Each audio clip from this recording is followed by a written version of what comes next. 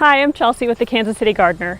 In our last video about planting a Bloodgood Japanese maple tree, which I'll link to in the description, we had a few questions from people about what those giant leaves were behind me. Well, these plants are called colocaceae, but the common name is elephant ears, and they're surprisingly easy to grow. Believe it or not, these plants, and there are about 3 or 4 separate plants in this grouping, each grew from a tuber about the size and shape of a baseball, which I purchased at a garden center this spring and planted in May.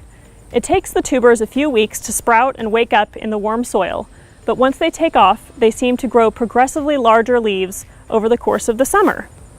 They can be planted in sun, shade, or anywhere in between, as long as they get enough water. Speaking of water, that's a really important thing to mention.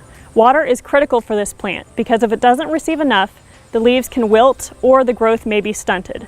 I give these a long, deep soak every other day and they seem very happy. In terms of fertilizer, these plants are fairly heavy feeders.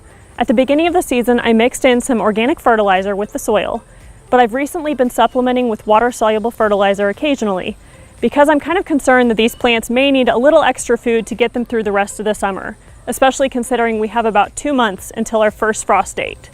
In my opinion, the only downside to these plants is that in my climate, which is zone 6, they won't survive the outdoor winter temperatures. So I have 3 options when the summer season ends. First, I can treat them like annuals and compost them when the plants are killed by frost. The second option is to store the dormant tubers over the winter.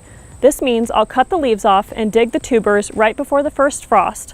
I'll let them dry out in a well-ventilated area for a few weeks and then store them at about 50 to 60 degrees over the winter until it's time to plant them again in the spring.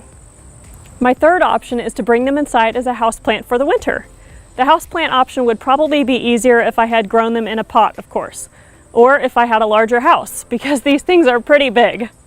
My plan this year is to dig the tubers up in late September, and once they've dried out really well for several weeks, I'll store them in a well-ventilated cardboard box in my dark, cool basement over the winter.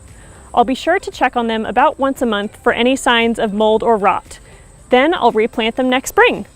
So, there you have it. Elephant ears make a huge statement and require very little in the way of maintenance.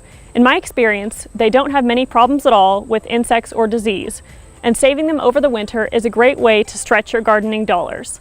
As you evaluate this summer's garden and plan for next year's, consider adding elephant ears into your landscape.